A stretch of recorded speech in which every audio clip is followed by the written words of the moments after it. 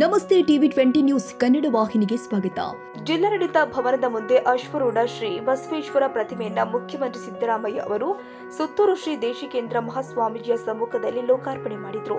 ಚಾಮರಾಜನಗರದ ಜಿಲ್ಲಾಡಳಿತ ಭವನದ ಪಶ್ಚಿಮ ದಿಕ್ಕಿನಲ್ಲಿ ಪೂರ್ವಾಭಿಮುಖವಾಗಿ ಅಶ್ವರೂಢ ಶ್ರೀ ಬಸವೇಶ್ವರ ಪ್ರತಿಮೆಯನ್ನ ಮುಖ್ಯಮಂತ್ರಿ ಸಿದ್ದರಾಮಯ್ಯ ಲೋಕಾರ್ಪಣೆ ಮಾಡಿದರು.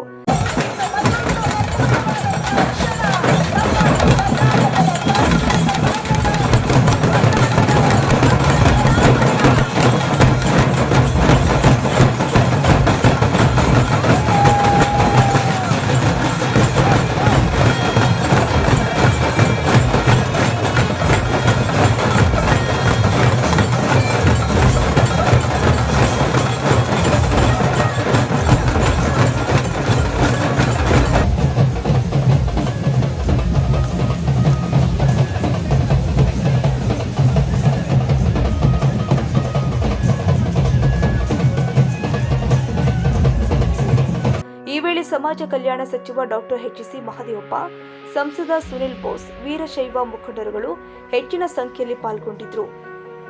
ಕನ್ನಡಿಗರ ಮೆಚ್ಚಿನ ನಿಮ್ಮ ಟಿವಿ 20 ಕನ್ನಡ ವಾಹಿನಿ ಇದೀಗ ಟಿವಿಯಲ್ಲಿ ಲಭ್ಯ.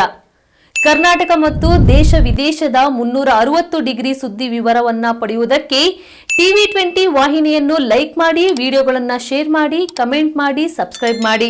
HCN ಕೇಬಲ್ 842 ನಂಬರ್ನಲ್ಲಿ ಹುಕ್ಕೇರಿ ತಾಲೂಕು ಹಾಗೂ ಸಂಕೇಶ್ವರದ ಸುತ್ತಮುತ್ತಲಿನ ಹಳ್ಳಿಗಳಲ್ಲಿ ಲಭ್ಯ. PCN ಕೇಬಲ್ 129 ನಂಬರ್ನಲ್ಲಿ ಹಾರುಗೆರೆ ಸುತ್ತಮುತ್ತಲಿನ ಹಳ್ಳಿಗಳಲ್ಲಿ ಲಭ್ಯ.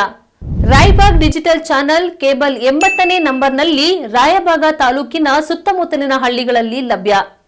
UDCN ಕೇಬಲ್ ನೆಟ್ವರ್ಕ್ ಉಗಾರ ಸುತ್ತಮುತ್ತಲಿನ ಹಳ್ಳಿಗಳಲ್ಲಿ ನಿಮ್ಮ ಟಿವಿ 20 ಕನ್ನಡ ವಾಹಿನಿಯೂ ಲಭ್ಯ.